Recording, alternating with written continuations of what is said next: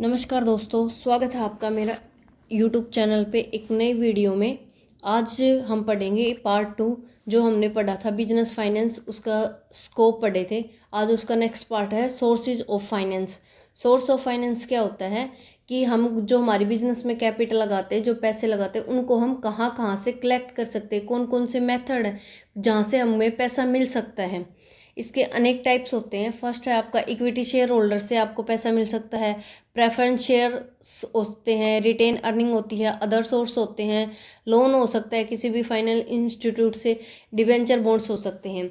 Next है इसमें आपका classification of finance source. Classification में क्या होता है, ये 3 टाइप्स के होते हैं। पहला जो आपका बेस होता है वो सोर्स, बेसिक सोर्स से कलेक्ट कर सकते हैं हम पेमेंट को। नेक्स्ट हो सकता है आपकी रीपेमेंट टाइम पीरियड, मैच्योरिटी का जो टाइम है कि इस टाइम के बाद हमें पेमेंट देनी है वापस, उसके अकॉर्डिंग क्लासिफिकेशन होता है। नेक्स्ट थर्ड होता है आपका base of ownership and control, यानी कि उस कैपिटल पे किसका कंट्रोल रहेगा और उसका ओनर कौन है। इनको एक एक करके हम पढ़ेंगे। फर्स्ट इसका जो क्लासिफिकेशन है वो आपका रहेगा बेसिक सोर्स। बेसिक सोर्स कौन कौन से हैं इसके? एक तो होता है आपका इंटरनल सोर्स, सेकंड होता है आपका एक्सटर्नल सोर्स। इंटरनल सोर्स में कौन कौन से आते हैं? इसमें इंटरनल सोर्सेज में सिर्फ आपका एक ही टाइप्स होता है जो मेनली रिटेन अर्निंग होती है वो। एक्सटर्नल सोर्स होते हैं 2 टाइप्स के। ये होते हैं डेप्ट ऑन बोरोवर्ड कैपिटल, सेकंड है आपका शेयर कैपिटल। शेयर कैपिटल आपको पता है 2 टाइप्स की होती है, इक्विटी और प्रेफरेंस। डेप्ट कौन से होते हैं? डिबेंचर हो गया, किसी लोन हो गया अदर इंस्टीट्यूट से, या फिर कोई अदर टाइप हो गया। ठीक है। अब इनका जो बेसिक पॉइंट है, सेकंड है जो आपका based on maturity repayment periods. इसमें 3 टाइप से पेमेंट को डिवाइड किया जाता है। First long time, medium time और शॉर्ट टाइम। लॉन्ग टाइम में कौन कौन सा आता है आपका? शेयर कैपिटल, ये प्रेफरेंस कैपिटल होगी, रिटेन अर्निंग होगी, लोन्स हो गया किसी भी इंस्टीट्यूट से, loan for state finance institute हो गया, यानी कि किसी भी बैंक वगैरह से लोन हो गया, डिबेंचर हो गए, वेंचर कैपिटल होगी आपकी, एसिड्स होगी, इंटरनेशनल फाइनेंशियल सोर्स हो गया आपकी। ये आपके लॉन्ग टाइम के लिए होते हैं। लॉन्ग टाइम में आता है आपका कि जो आप 1 साल से लेके 10 साल तक, यानी कि लॉन्ग लंबे समय तक आपको वो पेमेंट वापस नहीं करते, टाइम टू टाइम उसका इंटरेस्ट देना पड़ता है। सेकेंड है आपका मीडियम टर्म के लिए। मीडियम टर्म यानी कि मीडियम टाइम के लिए, ना उसको ज़्यादा टाइम के लिए यूज़ कर सकते ना उसको बहुत कम टाइम के लिए यूज़ कर सकते। मीडियम जो टाइम पीरियड होता है उसमें आपके प्रेफरेंस शेयर हो गए, डिबेंचर हो गए, पब्लिक डिपॉजिट होगी, जो आपके लीज पे ले ली कोई आपने प्रॉपर्टी, या एक्सटर्नल कॉमर्स बोरोइंग होगी, या फॉरेन जो बॉन्ड्स होते हैं उनसे भी आप लोन्स होते हैं, यूरो इशू हो गया, यूरो लोन हो गए। ये सब आपको मीडियम टाइम के लिए होते हैं कि आप इनको कुछ टाइम के बाद जो आपकी एक्चुअल पेमेंट है वो वापस करनी पड़ेगी आपको। शॉर्ट टाइम में होता है कि आपको 1 साल से पहले पहले जो पेमेंट होती है वो वापस करनी पड़ती है। इसमें आपकी ट्रेड होगी, ट्रेड क्रेडिट यानी कि किसी से उधार लिया गया है, वर्किंग कैपिटल होगी, फिक्स डिपॉजिट होगी, या किसी कस्टमर से हम एडवांस ले लेते हैं, या शॉर्ट टर्म प्रोविज़न होगी। ये सब हम आगे डिफाइन करेंगे, इनको एक एक को अच्छे से पढ़। नेक्स्ट इसमें एक छोटा सा टॉपिक इंक्लूड करते हैं कि जो फाइनेंशियल है, जो हमारा कैपिटल है, उसकी बिजनेस में क्या नीड होती है, कि लॉन्ग टर्म में उसकी क्या नीड है, मीडियम टर्म में क्या है और शॉर्ट टर्म में क्या है। लॉन्ग टर्म में क्या होता है कि 5 साल से लेकर 10 साल के लिए हम पैसा यूज करते हैं। उसका पर्पज़ क्या होता है कि फिक्स एसिड्स को यूज़ करने के लिए। जैसे जो होती है हमारी, ये परमानेंट कैपिटल होती है। एग्जाम्पल हो गए कि हमें कोई लैंड परचेज करनी है, बिल्डिंग खरीदनी है, कोई मशीनरी परचेज करनी है, ये हमारे लॉन्ग टर्म में आते हैं। सेकंड है आपका मीडियम टर्म के लिए। मीडियम टर्म होता है आपका 1 से 5 ईयर तक। इसका पर्पज़ क्या होता है? कोई भी एक्सपेंसेस हो गए, कोई टेक्नोलॉजी लेके आनी है, टेक्नोलॉजी अपडेट करनी है, जैसे कि हमने कोई भी नई मशीनरी में ऐड करना है, कुछ छोटी मोटी मशीनरी चेंज करवानी है, कोई मशीनरी का पार्ट ख़राब हो गया वो चेंज करवाना है, इसके लिए हम मीडियम टर्म के लिए जो कैपिटल यूज़ करते हैं।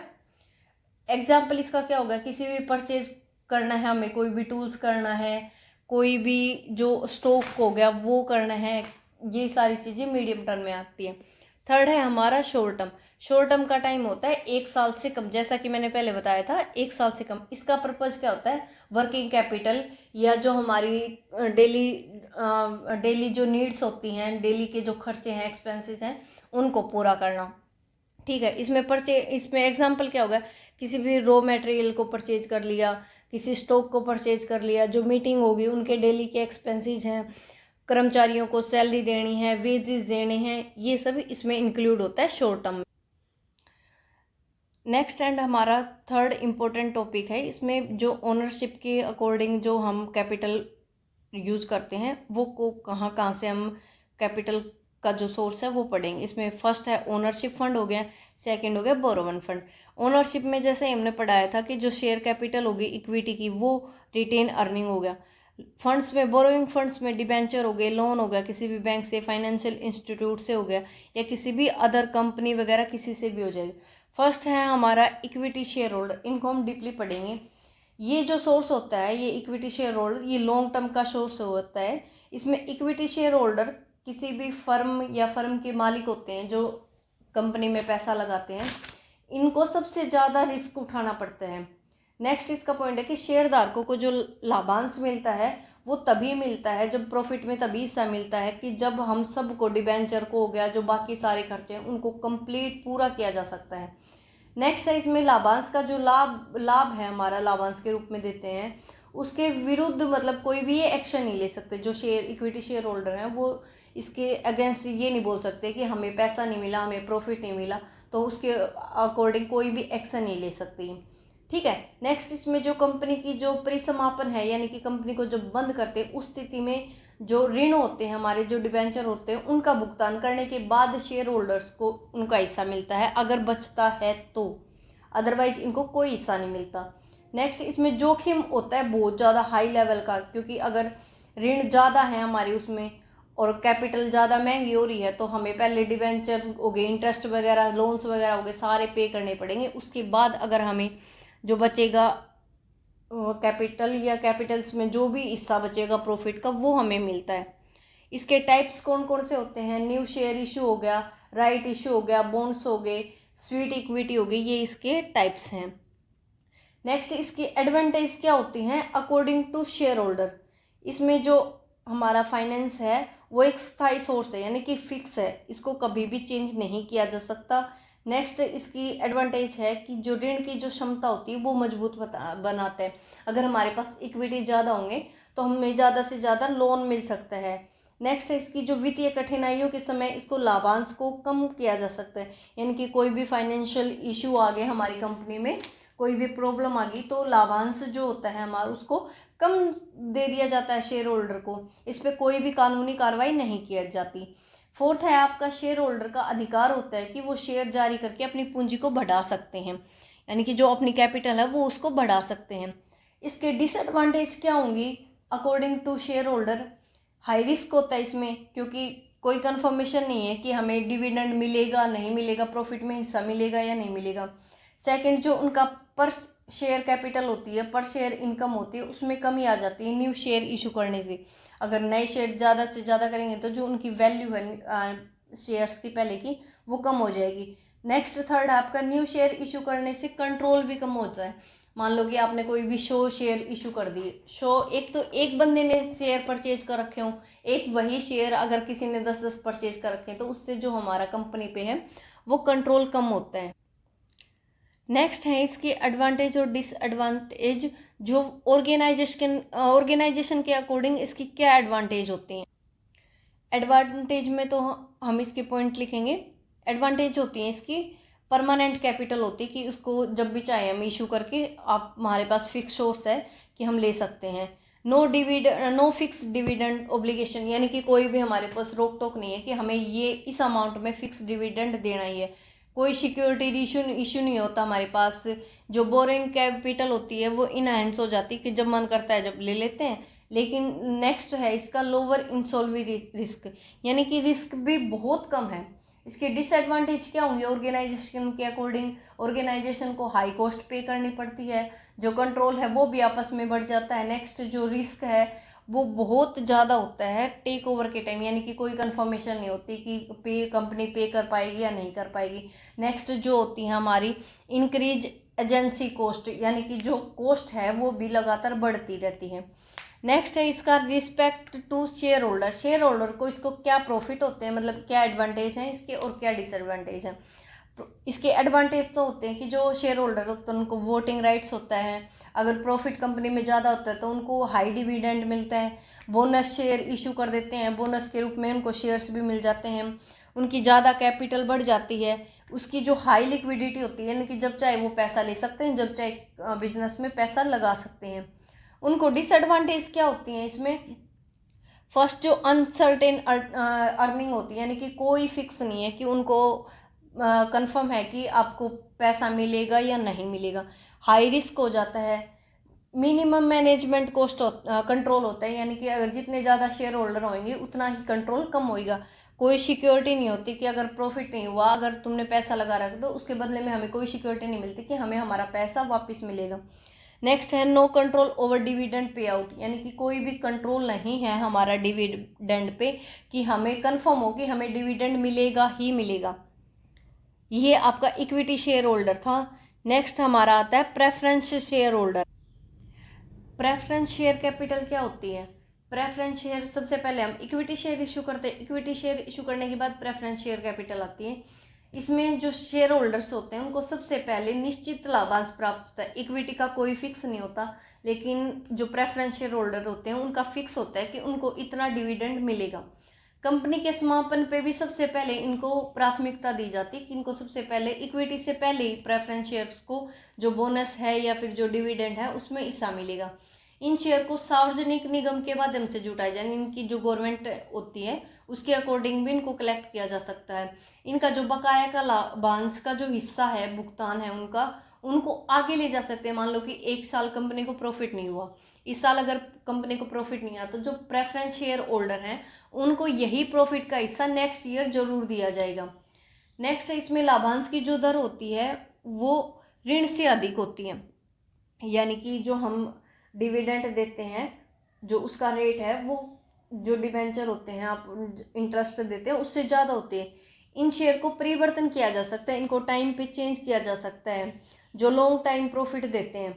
इसके टाइप्स क्या क्या होते हैं? कमोडिटी होता है, नॉन कमोडिटी होती है, रिडीम होते हैं, participate, non participate, convertible, non convertible, इसके जो टाइप्स होते हैं। इसमें इसके एडवांटेज और डिसएडवांटेज देखते हैं। एडवांटेज क्या होती हैं? जो ईपीएस है हमारी अर्निंग पर शेयर, उसमें कमी नहीं होती, ठीक है। नेक्स्ट है आपका निश्चित लाभांश एक वित्तीय लीवरेज पर कार्य करता है, यानी कि उनकी एक लिक्विडिटी बनी होती है कि इस टाइम नहीं तो नेक्स्ट टाइम उनको प्रॉफिट जो है वो मिल जाएगा, डिविडेंड उनका कंफर्म है, मिल जाएगा। लाभांश भुगतान न होने पर कंपनी की तरलता में समस्या उत्पन्न होती है, यानी कि कंपनी को ये हो जाता है कि अगर वो डिविडेंड प्रेफरेंस शेयर होल्डर को डिविडेंड नहीं देगी तो नेक्स्ट जो उनकी है लिक्विडिटी है उसमें कमी आ जाएगी, ठीक है। इनको मतदान का अधिकार नहीं होता, यानी कि ये जैसे इक्विटी शेयर होल्डर कंपनी में वोट डाल सकते हैं वैसे इनको कोई भी मतदान का अधिकार नहीं होता। ये लचीलापन होता है इनमें, जब चाहे इनको चेंज करवा सकते हैं, ठीक है। नेक्स्ट है आपका डिसएडवांटेज से अपोजिट हो जाएंगी, जो हमारी ईपीएस है अर्निंग पर शेयर उस पर अप्रभावित रहती है, उसमें कोई इफेक्ट नहीं होता, उसमें कमी आती है तो वो अप्रभावित हो जाता है, उस पर कोई फ़र्क नहीं पड़ता कि उसका रेट बढ़ रहा है नहीं बढ़ रहा है, उससे हमें अर्निंग ज़्यादा हो रही है नहीं हो रही है, ठीक है। इसमें सुरक्षा का कोई प्रावधान नहीं होता कि जो आपको प्रॉफिट हो रहा है तो वो कंपनी को प्रॉफिट होता रहेगा। नेक्स्ट इसमें कंपनी की जो प्रतिष्ठा है वो प्रभावित होती है, यानी कि कंपनी की जो गुडविल है उस पर इफेक्ट पड़ता है इन शेयर्स का। नेक्स्ट है आपका जो पार्टिसिपेटिंग शेयर्स होल्डर हैं उनको जो लाभ का अधिकार होता है, जो बंटवारा किया जाता है, वो कोई कन्फर्मेशन नहीं है कि उनको प्रॉपर जो निश्चित लाभ है वो मिलेगा या नहीं मिलेगा। नेक्स्ट आपका मजबूत वित्तीय योजना की ज़रूरत होती है इसमें, कि अगर हम अच्छे से अच्छी कंट्रोल वाले अगर फाइनेंशियल डिसीजन नहीं लेंगे तो जो प्रेफरेंस शेयर्स की जो कैपिटल होती है उसका हमें अच्छे से प्रॉफिट नहीं मिल पाएगा। नेक्स्ट है इसको जो कन्वर्टेबल शेयर्स होते हैं उनको खतरा होता है कि आप चेंज करवाओगे तो प्रॉब्लम है, चेंज नहीं करवाओगे तो उनको रिस्क रहता है कि हम चेंज करवाएं नहीं करवाएं, ये इशू इसमें बने रहते हैं। नेक्स्ट थर्ड है हमारा रिटेन अर्निंग। रिटेन अर्निंग क्या होता है कि जो कंपनी को प्रॉफिट होता है उसको कंट्रोल किया जाता है, यानी कि सारा उनमें ना बांट के, डिविडेंड के रूप में ना बांट के उसको कुछ हिस्सा संचित कर लेते हैं, यानी कि कुछ हिस्सा हम बचा लेते हैं और उसको फिर दोबारा से बिजनेस में इन्वेस्टमेंट करते हैं ताकि हमें लॉन्ग टाइम तक उसका प्रॉफिट मिलता रहे।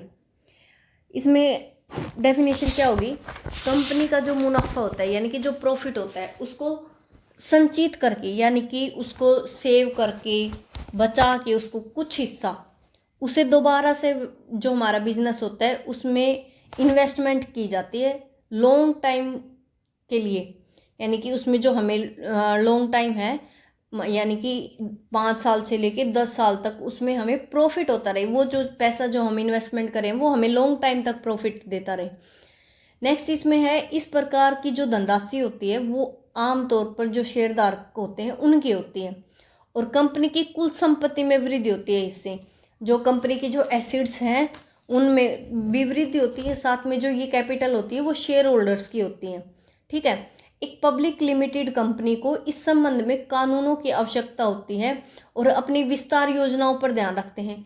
ये जो इसका मोटिव जो होता है रिटेन अर्निंग का, वो एक कंपनी जो प्राइवेट कंपनी होती है वो क्या करती है कि हमें अगर विस्तार करना है यानी कि हमें अपनी कंपनी बढ़ानी है तो वो कुछ साल पहले ही क्या करती है कि जो हमारा प्रॉफिट है उसमें से थोड़ा थोड़ा हिस्सा बचा करके वापस कंपनी में ही इन्वेस्टमेंट कर देती है ताकि हम आगे हमें किसी और से पैसे लेने की बजाय हमें कंपनी से ही प्रॉफिट अच्छा हो और उससे हम अपनी कंपनी को लॉन्ग टाइम तक चला भी सकें और उसका अच्छे से नेक्स्ट जो विस्तार होता है उसका यानी कि उसका बढ़ा सकें उसको।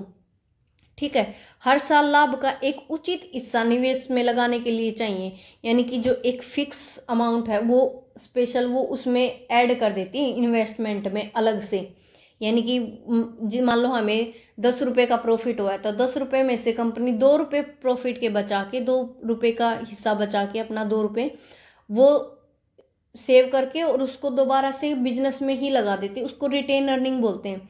इसमें जोखिम जो होता है वो न के बराबर होता है, अगर फ्यूचर में कंपनी को लॉस हो रहा है या प्रॉफिट हो रहा है तो हमें कोई रिस्क नहीं है, अगर मतलब प्रॉफिट नहीं भी हुआ तो हमें ना किसी को पैसा डिविडेंड देना है ना हमें इंटरेस्ट पे करना है क्योंकि वो पैसा कंपनी का खुद का ही था, तो इसलिए रिस्क जो होता है वो बहुत कम होता है।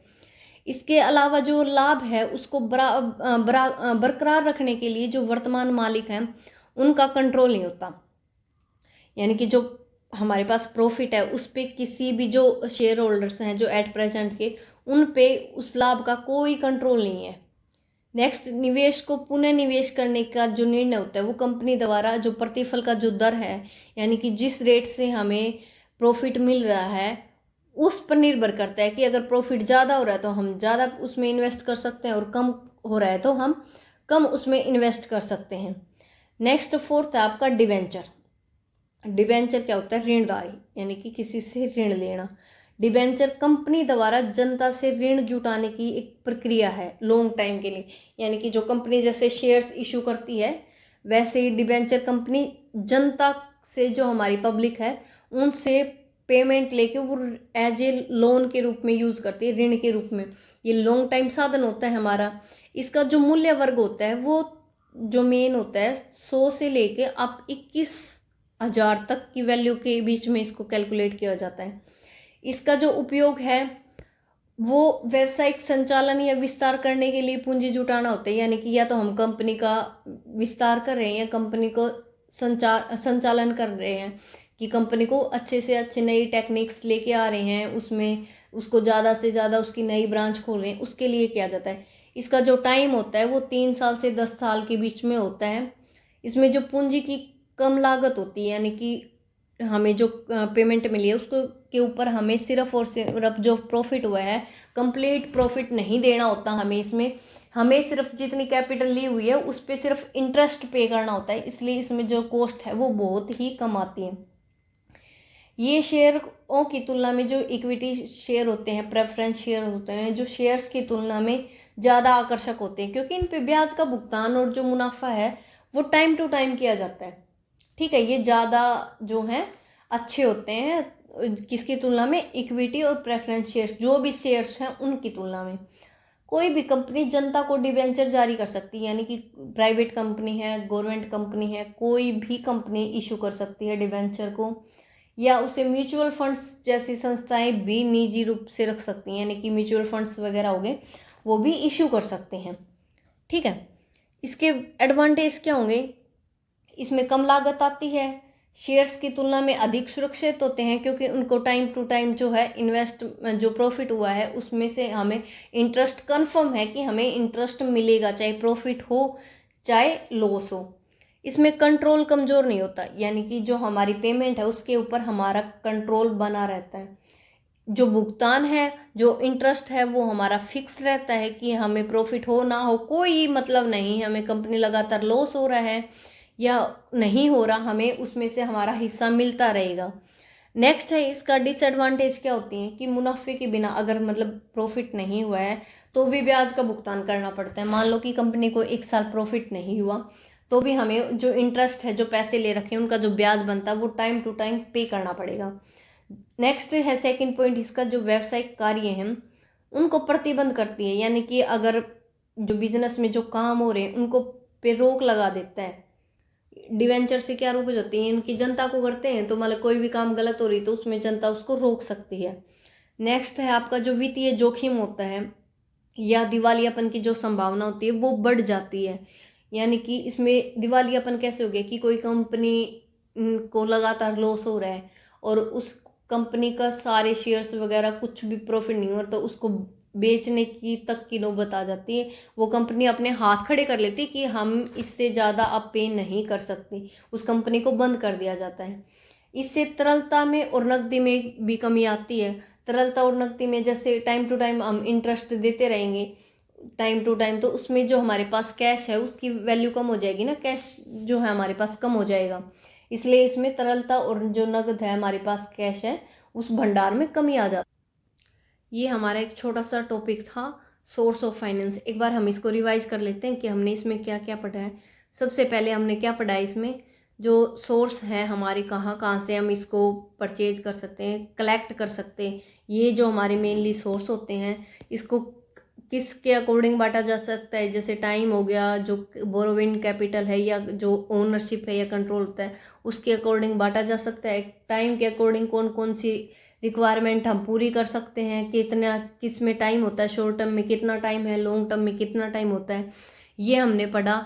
नेक्स्ट जो मेन आपके टॉपिक थी, ये सिर्फ 3 ही टॉपिक थे कि इक्विटी शेयर होल्डर्स क्या होते हैं, नेक्स्ट प्रेफरेंस शेयर्स क्या होते हैं, डिबेंचर क्या होते हैं और रिटेन अर्निंग क्या होती है। फर्स्ट आपको बता देती हूँ मैं मोटा मोटा कि जो आपका इक्विटी शेयर होल्डर्स क्या होते हैं। ये जो शेयर्स होल्डर होते हैं ये कंपनी के मालिक होते हैं, यानी कि इनको वोट्स डालने का भी राइट होता है, कंपनी का इन पे ज़्यादा से ज़्यादा कंट्रोल होता है, ये कंपनी को चलाते हैं। ठीक है, इसको मैनेज करते हैं हर एक चीज़ को। इनमें जो सबसे पहले क्या होता है कि जो डिविडेंड होता है, जो प्रॉफिट हुआ है वो कोई भी फिक्स नहीं है कि उनको कंफर्म हो कि हमें प्रॉफिट होने पर डिविडेंड मिलेगा ही मिलेगा। ठीक है, प्रेफरेंस शेयर में क्या होता है, जो शेयर्स होते हैं उनका जो नंबर होता है सेकंड नंबर पे होता है ये preference share. Equity share holders से पहले इनको प्रॉफिट में हिस्सा मिलता है डिविडेंड के रूप में, इनका फिक्स है कि उनको डिविडेंड मिलेगा ही मिलेगा। इसमें रिस्क कम होता है, इसको टाइम टू टाइम पे किया जाता है। अगर 1 साल कंपनी ने इनका डिविडेंड नहीं दिया तो नेक्स्ट ईयर इनको ऐड होके डिविडेंड मिल जाएगा। आप इनको चेंज भी कर सकते हो, कन्वर्टेबल करवा सकते हो, ये चेंज इक्विटी में चेंज करना है, इक्विटी में अगर बंद करने हैं तो बंद करके कैसे।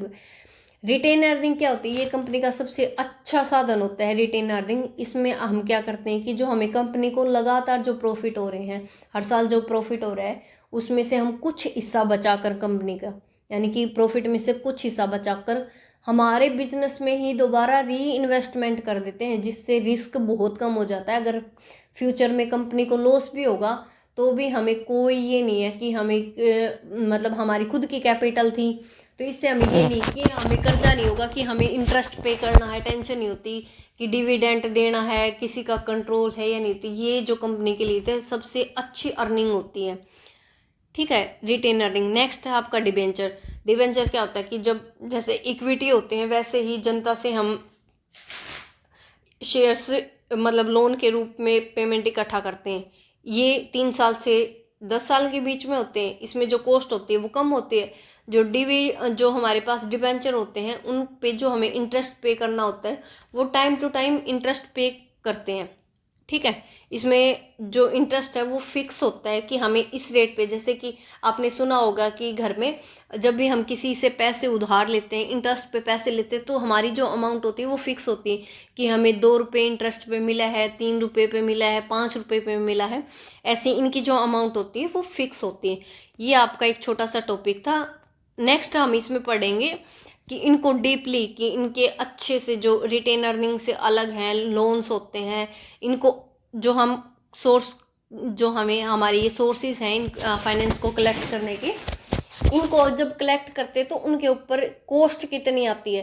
नेक्स्ट हमारा टॉपिक रहेगा कॉस्ट ऑफ कैपिटल, कि इन पे कितनी कॉस्ट आती है और कैसे कैसे इनको कलेक्ट किया जा सकता है, कैसे कैसे कितनी कॉस्ट डिबेंचर में कितनी आती है, रिटेन अर्निंग करते हैं तो क्या कॉस्ट आती है, आपकी शेयर इक्विटी में क्या कॉस्ट है, प्रेफरेंस में क्या है, उसके क्या फ़ायदे हैं क्या नुकसान है, ये हम नेक्स्ट वीडियो में पढ़ेंगे। Thank you.